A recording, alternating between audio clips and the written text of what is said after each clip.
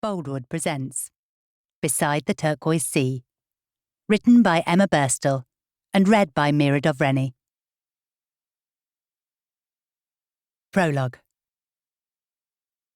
Way up in the white mountains of southern Crete, dotted with peaks, ravines and deep gorges, a funny-looking higgledy-piggledy stone cottage seemed to spring from the rugged landscape, as if it had grown there. The rough, rocky terrain on which it perched soon gave way to a sudden, plunging hillside. At the very bottom lay miles of craggy coastline, and beyond that, the sparkling Libyan Sea. As it was night-time and pitch black, there was no one admiring the view right now, though. The shutters of the cottage were shut tight, and inside, an elderly woman sat at a coarse wooden table in the centre of her kitchen, thinking about someone she'd never met. In front of her was an open laptop, and in her right hand she held a small brown woolen pouch. This she gently squeezed, feeling with her fingertips for the objects inside: a miniature vial of olive oil, some dried laurel leaves, and a silver pendant with a double-headed Minoan axe, her lucky talisman. Katerina Papadakis, for that was the elderly housekeeper's name, nodded slightly, as if in satisfaction, and continued staring into the distance, a small smile playing on her lips. The only light came from an overhead ceiling lamp, which emitted a dim glow. From the sparse surroundings, you'd think Katerina was as poor as a church mouse, but you'd be wrong. In truth, she was a wealthy woman, thanks to her former employer, who'd bequeathed her a grand villa a little way down the mountain. Instead of living there herself, however, Katerina preferred to rent the villa out, but only to certain special people. She wouldn't take just anyone. Secretly, she was convinced Villa Ariadne chose its occupants, not the other way round, but she tended to keep this to herself. Her own kitchen, unlike the villa's lavish one, consisted of just a sink, a rickety-looking gas cooker and stone worktops. There was no sign of a washing machine, dishwasher, or even a fridge. It was as if the Industrial Revolution had yet to arrive in this remote corner of the island. Wooden shelves of various sizes were laden with pans, mugs, glasses, jars and tins, all neatly labelled in a faded Greek script. The flagstones on the floor had become uneven and flaky with age. Yet the cottage wasn't ugly or depressing. Far from it. Little vases of wildflowers and pots of herbs were neatly arranged on windowsills and surfaces. Meanwhile, one wall was dominated by an eye-catching painting of 3 beautiful, smiling Minoan women. The women, in richly coloured clothes and jewels, had intricately coiled black hair. They were set against a vivid blue background, and the whole work was surrounded by a smart white wooden frame. It was such a happy picture. You couldn't help but smile too. After a time, Katerina rose with a sigh from her chair and poured herself a glass of water from a jug by the sink. Then she padded in well-worn slippers down the dark corridor to the little bedroom at the very back and felt for the lamp switch. Once the room was lit, you could see there was just enough space for a small double bed, which had been neatly made with white sheets and pillowcases and embroidered red scatter cushions. A multicoloured woolen throw was sitting folded at the other end, ready for chilly nights. Both floor and ceiling were covered in panels of dark wood, while the stone walls had been left bare. In pride of place above the bed hung a painting of 2 bright blue peacocks, against a backdrop of green, gold and pink. Similar to the picture in the kitchen, it was also a riot of colour, like a celebration of life itself. Katerina glanced at it and her eyes lit up. It had been given to her by a local artist named Marina, who'd painted it many years ago, when she was little more than a child. Her work had changed and developed since then and become more abstract. This newer stuff was worth more on the open market, but Katerina wouldn't swap this painting for all the tea in China. It had become as much a part of her as the cottage's roof, beams and foundations. After placing her slippers beside the bed, she climbed under the sheets, pulled them up to her shoulders, and lay back with her eyes closed. It had been a long day. It was very late and she was tired, but her mind was still busy. She was already planning the arrival of the Englishwoman she'd never met, plus her husband and friends. She couldn't help it. The stranger hadn't confirmed her booking yet or paid the deposit, but Katerina had made sure not to charge too much, and was certain she soon would. She could feel it in her bones. Thankfully, since the summer season had ended in October, she'd had plenty of time to spruce up the villa ready for the arrival of the new guests. She'd had both the swimming pool and plunge pool drained and swabbed, the rugs, blinds and curtains cleaned, and she'd bought brand new bed linen and crockery. The bedrooms had been redecorated and the bathrooms too. The exterior woodwork also needed repainting, but this would have to wait till the weather improved. Come May, she could guarantee the place would be shipshape and gleaming from top to bottom. Her visitors deserved the best, and she took great pride in making sure that's what they got, right down to the little welcoming touches, such as putting fresh flowers in the bedrooms, and leaving out a selection of kalitsunya, her traditional homemade pastries. Once the guests were happily ensconced, Katerina's work would be largely done. Her job was to set the scene, so to speak, and engage the actors. The rest was up to them.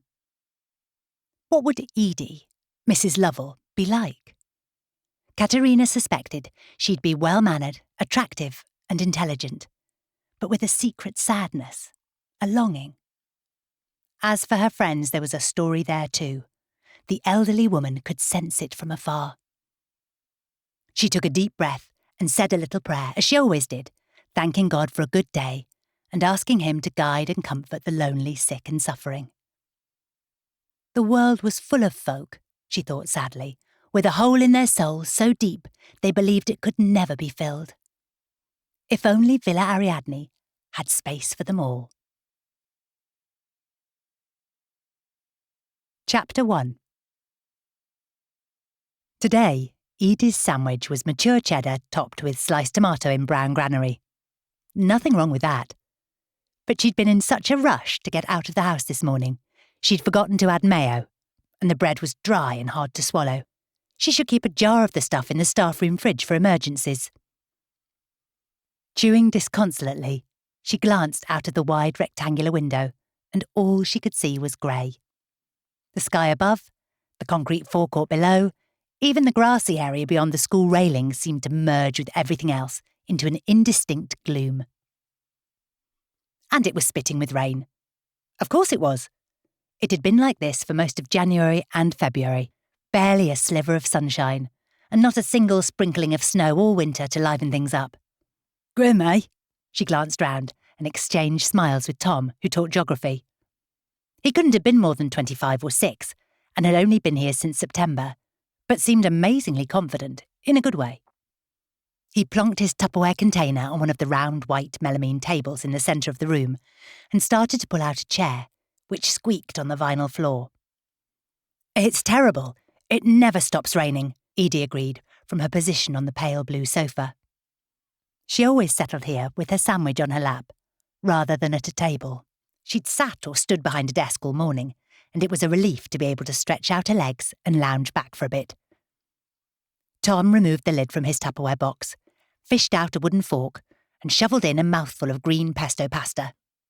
Edie didn't want to move from where she was, but wondered if it would be rude not to join him. She needn't have worried, though. The staff room door swung open, and Miss Bamford hurried in, clutching a pile of books. "Hi, Tom," she said, flashing him a dazzling grin. Edie smiled inwardly. He was a good-looking chap for sure, and charming with it. She'd bet all the young female teachers had their eye on him. Some of the older ones too, probably. Miss Bamford, Martha, plonked her books on his table. "Mind if I join you?" Tom's face lit up. "Of course. Be my guest." Martha sashayed over to the tall white fridge on the far side of the room and fetched her lunch, wrapped in tinfoil, and a can of Diet Coke.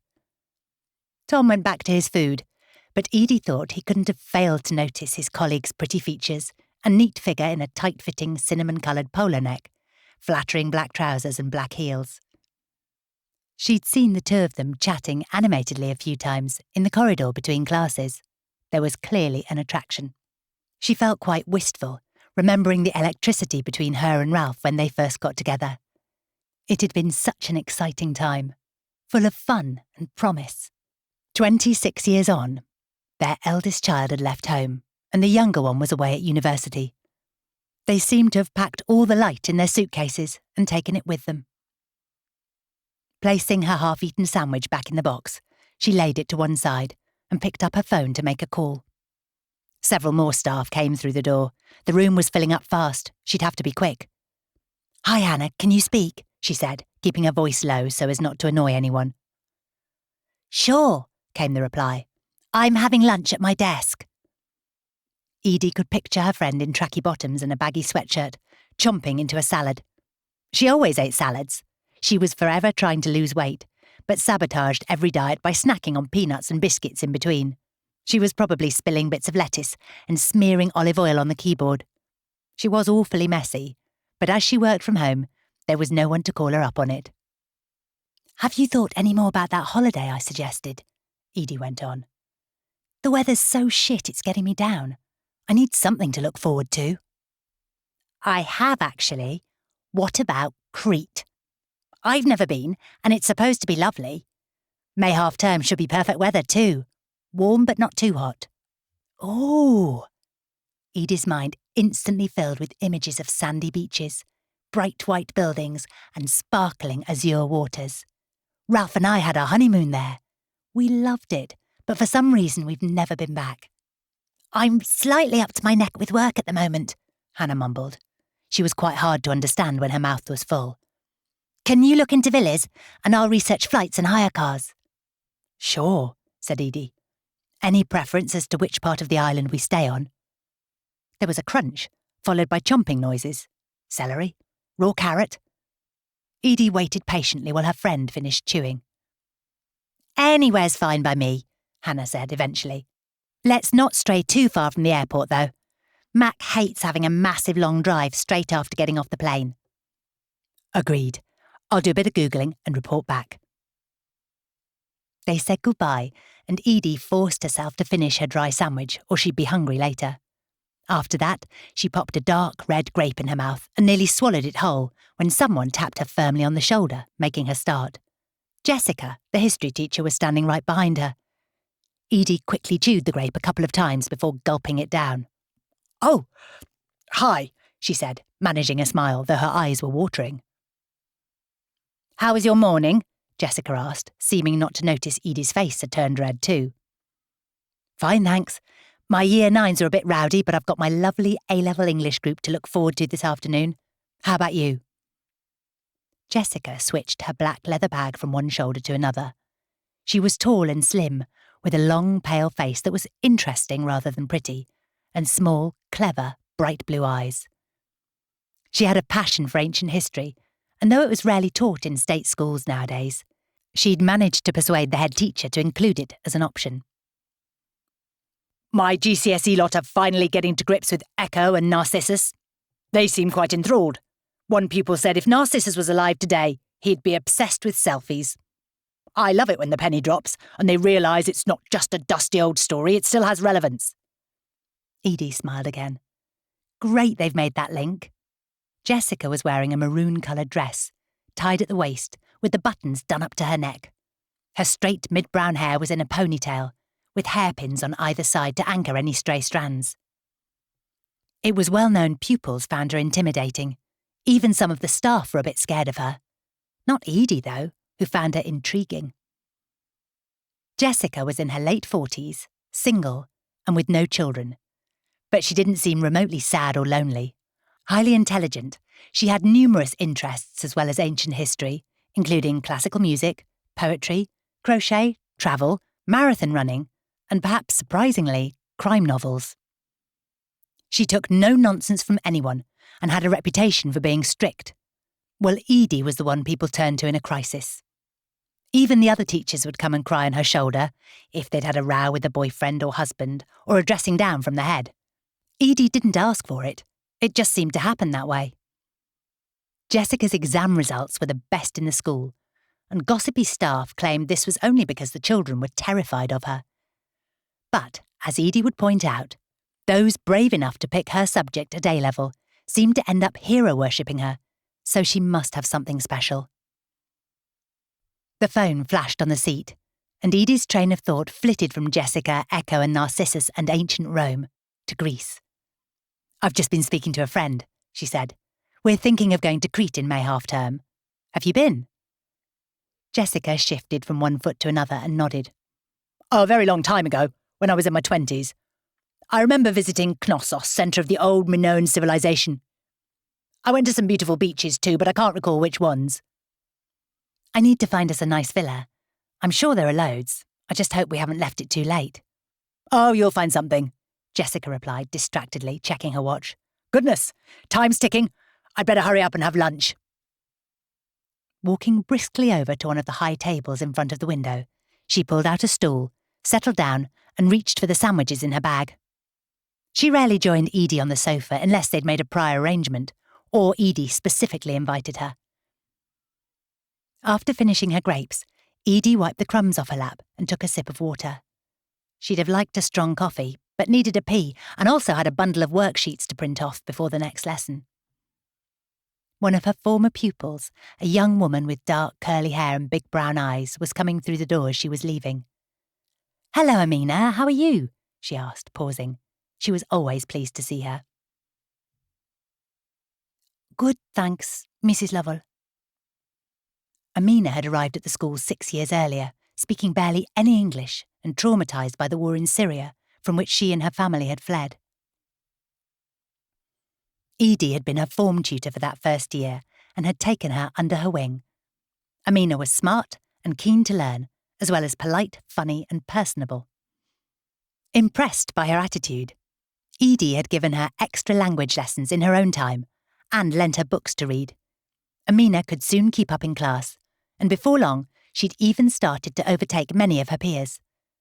She went on to achieve first-class exam grades. Disappointingly, though, she hadn't got into the university she most wanted to attend. Encouraged by Edie and her other teachers, she'd decided to take a year out and reapply. In the meantime, she'd come back to school for 2 terms on a paid, part-time basis to assist the IT department. Edie was super proud of Amina, but also knew she was vulnerable. She felt quite maternal towards her, and sometimes had to stop herself clucking round her like a mother hen. "Can I ask you something?" Amina said suddenly, moving to one side to let another teacher enter the room. Edie raised her eyebrows. "Of course, anything." Amina explained she was having trouble filling in one of the many university forms, some of which had changed in the past year. She had to do it all by herself, as neither of her parents spoke much English. Edie offered to stay behind after school the next day to go over things with her. "They're absolute pigs, those forms. As you know, I had to help my kids do theirs. I should find it easier third time round." She made a face. Famous last words, perhaps. Amina laughed. "Thanks so much. I really appreciate it." The afternoon went quickly, and Edie had a spring in her step when she left the school building, clutching a canvas bag stuffed with Year 7 essays to be marked. It was dark outside, but at least it had stopped raining. Her black VW was in the staff car park at the back of the school, and she waited for another car to leave before pulling out. It was only a 20-minute drive through the winding Surrey lanes to her village outside Guildford, and she found herself reflecting on how much longer her commute might have been if she and Ralph had stayed in London. They'd decided to move when Maisie was 6 and Ollie 4, wanting them to have more space and freedom. The children loved the area when they were young, but had complained as teenagers because everything was so spread out. As soon as they were old enough to drive, however, their parents had helped buy each of them a second-hand car, and the moaning had stopped. Overall, Edie thought, she and Ralph had made the right call. It was a relief not to have to deal with London traffic, road cameras and 20-mile-an-hour speed zones. Here, they could hear birds tweeting and were surrounded by gorgeous countryside. She sometimes hankered after West End shops, theatres and restaurants, but not the crowds. Cobbler's Cottage was in a row of cosy-looking detached Victorian homes, set back from the lane and facing a common. The double-fronted red brick property had a smallish front garden surrounded by a white picket fence and filled with neatly trimmed shrubs. There were white painted plantation shutters on all the windows, and in summer, pink roses rambled over the triangular-shaped porch canopy. Beneath it, the blue-black front door with its heavy, iron horseshoe-shaped knocker seemed to beckon to you. "Come in," it seemed to say. "You'll be sure of a warm welcome here." Edie pulled into a special bay cut into the grass verge just across from her gate and turned off the ignition. The hall light was on, but the rest of the house was in darkness. She guessed Ralph was still in his garden office out back. As she walked up the front path, she could hear Dilly, their border terrier, yapping wildly on the other side of the door. "Shh, Dilly!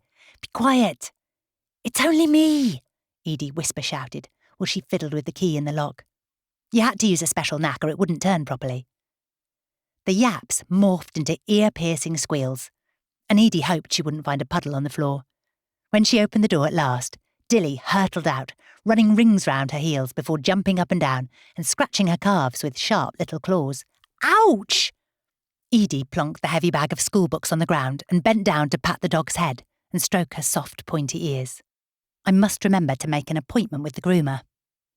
Dilly rolled on her back to expose her round pink tummy.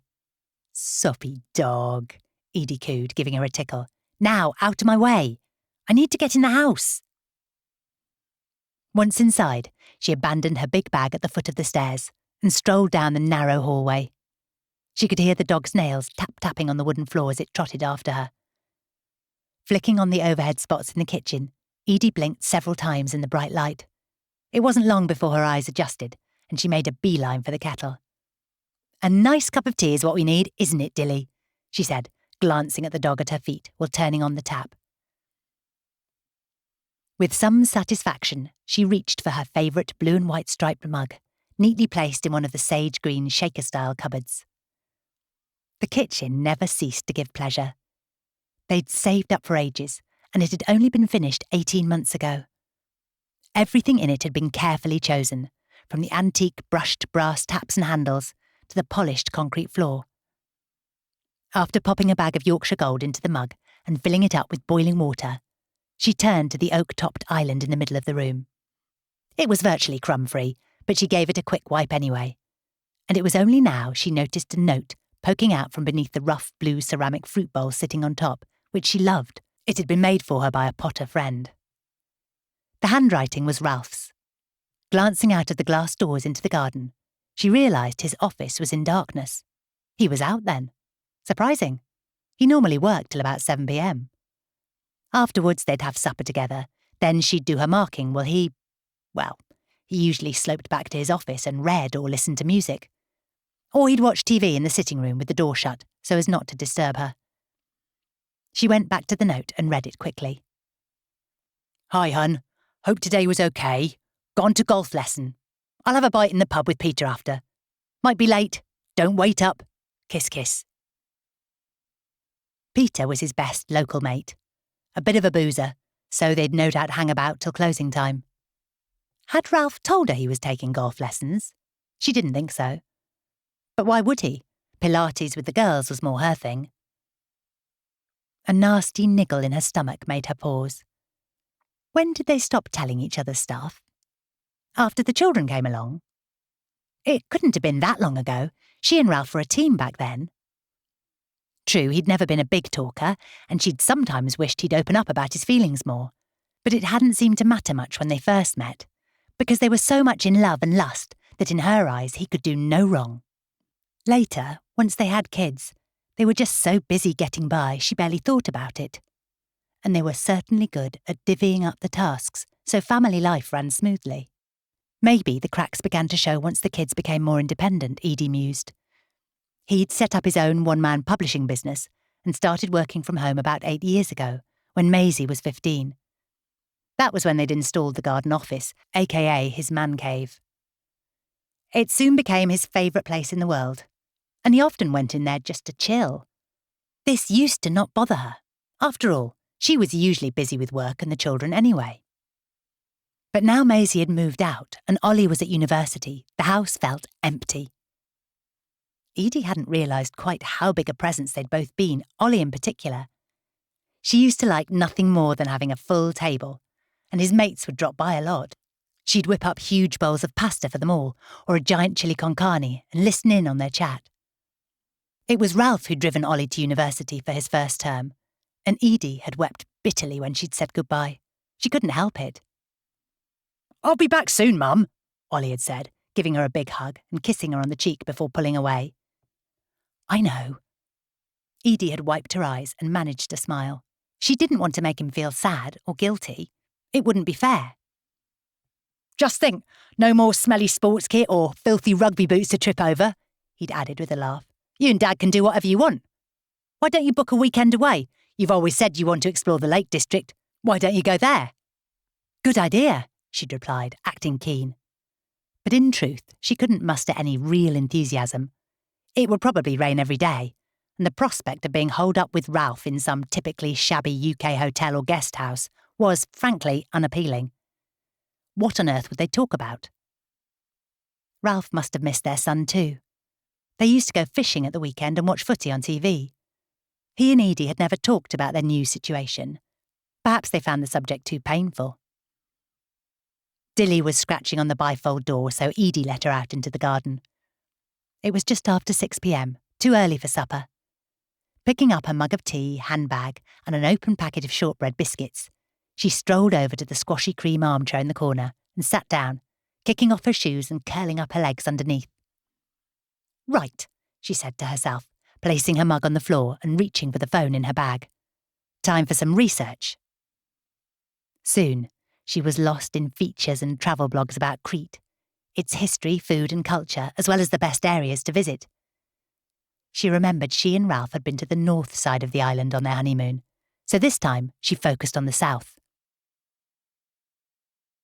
Nowhere seemed too far from either of the two international airports, but she couldn't decide which towns or villages to home in on. Idly, she typed, "Luxurious, peaceful villa to rent in southern Crete, near sea, own swimming pool." Expecting the search engine to throw up a raft of links to suitable rental companies, to her surprise, the very first name that came up was that of a single establishment, Villa Ariadne. Curiously, the description contained the exact same keywords she'd used. It even claimed it was perfect for 2 couples, though it could sleep up to 5 people. She clicked on the website link and was taken straight to the home page. The pale blue font looked old-fashioned, and the photographs were grainy, leaving her to suspect the site hadn't been updated for some time. However, the outside of the house looked very appealing, with a grand yet welcoming facade and an avenue of olive trees leading up to it. And the blurb, written by the housekeeper, was really rather charming.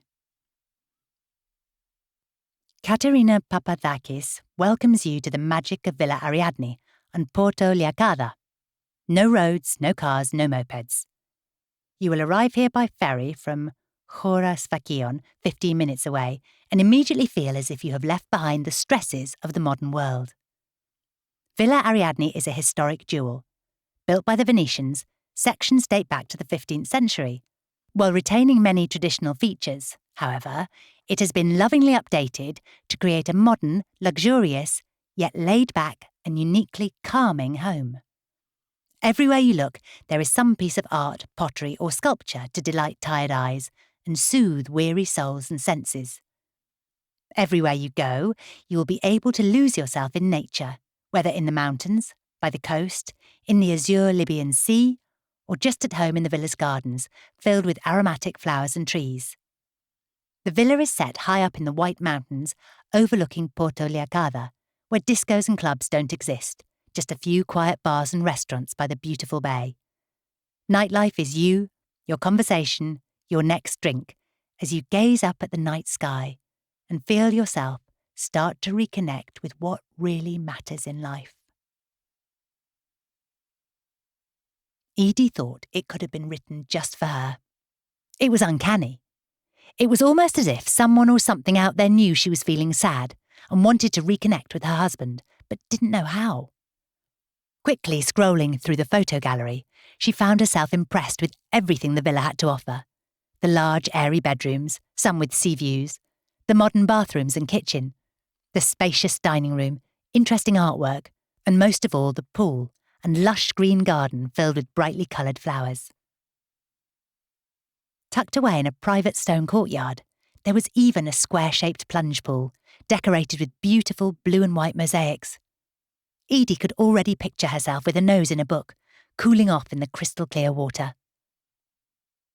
On the third and final website page, there was a lot of information on things to do and see around Porto Liacada. There were no reviews of Villa Ariadne, however, and she couldn't see anything about the price. The only way of finding out was to email Mrs. Papadakis. Edie suspected the house would be taken already, and even if it was free on the date she asked for, it would probably be far too expensive. Still, nothing ventured, nothing gained. "Dear Mrs. Papadakis," she typed, before going on to explain what she wanted and asking how much it would cost. She was about to sign off when something made her hesitate. "My husband and I had a dreamy honeymoon in Crete many years ago," she quickly typed. "But we haven't been back since. Now our children are all grown up. I'd love to try to recreate some of those happy memories, and maybe even recapture some romance. I look forward to hearing from you. All the very best, Edie Lovell." Swiftly, she reread what she'd written and wondered if she should delete the final paragraph. Perhaps it sounded too personal and odd. After all, most couples seeking a romantic holiday wouldn't invite their friends too. Mrs. Papadakis had no idea Edie wanted Hannah and Mac as a buffer, in case the silence between her and Ralph became deafening, the atmosphere between them unbearably chilly. There again, it was unlikely the villa would be available anyway. So why waste time fretting about what the woman might or might not think? She pressed send and waited to hear the satisfying whoosh as the email went on its way. It was done. Her tummy fluttered. Crete, the birthplace of Zeus, king of the gods, and also El Greco, the Renaissance painter. The centre of Europe's first advanced civilization, and home of the fearsome half-man, half-bull, the Minotaur. A place of rocks, mountains, deep gorges, pebbly beaches, and secret coves with soft golden sand. In other words, a land of contrasts. It could be exactly what she needed. Chapter 2. She was lying in bed with her eyes closed when Ralph got home around midnight. After finishing her marking, she'd run a bath and soaked in lavender-scented water for a while, hoping it would make her sleepy. Instead, to her annoyance, she'd remained wide awake, listening for the key in the lock. Now she could hear Ralph as clear as day, talking nonsense to the dog in the kitchen in the silly sing-song voice he reserved specially for her. "Hey, Bubba, who's a good little doggy then?" He was obviously tipsy, and she hoped he'd remember to put Dilly out in the garden for one last pee, then bring her back in and lock the door properly afterwards. She heard his heavy steps coming upstairs, and when he pushed open the bedroom door, the glare of the landing light made her flinch. Lumbering in, he caught his leg on the edge of the bed on his way to the bathroom. "Fuck me, that hurt!" She had to suppress a giggle. Soon the bathroom lit up too, and the bedroom, no longer soothing and peaceful, felt like the inside of an airport terminal. Ralph relieved himself loudly, sighed, then washed his hands and buzzed away with the electric toothbrush for what seemed like an age. There was no way she could have slept through that, though he seemed surprised when she sat up and said hello. "I didn't realise you were awake. Sorry. How was your day?" he muttered, beginning to undress. "Fine, thanks. You?" "Yeah, same." She was about to ask about the golf, but before she knew it, he'd chucked his clothes on the floor, climbed into bed, and turned his back on her. Within minutes, his breathing became slow and ponderous. Edie, of course, was more awake than ever now, and rolled from one side to another and back again, trying to find a comfortable position. She wanted to tell Ralph about the Crete idea and the villa, but he was fast asleep and snoring, all right for some. The bed felt too hot, then too cold, and her neck hurt even when she plumped the pillow and rearranged it under her head. Her mind was soon preoccupied with problems which, by day, would scarcely trouble her, but now seemed insurmountable. After about half an hour, and unable to bear it any longer, she climbed out of bed and reached for her dressing gown, hanging on a peg at the back of the door. Ralph didn't even stir as she left the room and padded back downstairs, forgetting to avoid the third step, which gave a loud creak. Dilly was in her basket and squinted at Edie when she walked into the kitchen, but soon shut her eyes again, as if to say, "What sort of time do you call this?" "Shh," Edie said, involuntarily, as if the dog were causing a disturbance, not the other way round. She made herself a mug of tea, before tiptoeing into what used to be Ralph's study, a small room just off the kitchen, later appropriated by Maisie and Ollie. Then she switched on the battered task lamp and woke up the family computer. There were already quite a few new emails in her inbox, which she'd only checked a couple of hours ago. Most could wait till tomorrow, but one in particular caught her attention. It was from Katerina Papadakis, the housekeeper who took bookings for Villa Ariadne. Edie quickly read to the bottom and breathed in sharply. To her amazement and delight, the villa was not only free on the date she wanted, it was also far less pricey than she'd feared.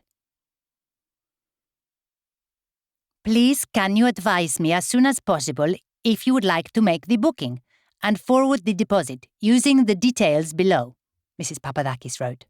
"I hope you and your husband and friends will reap the benefits from all that Villa Ariadne has to offer. It is a most unusual and very special place, like nowhere you have ever been before." The wording was slightly odd, Edie thought, seeming to suggest they'd be in for something more than simple relaxation. What did the housekeeper mean? She decided to put it down to language differences, and was tempted to say yes straight away, but reminded herself she'd better check with the others first. "Dear Mrs. Papadakis, thank you for replying so quickly," she wrote back. "I'll speak to my husband and friends first thing tomorrow and get back to you by the end of the day."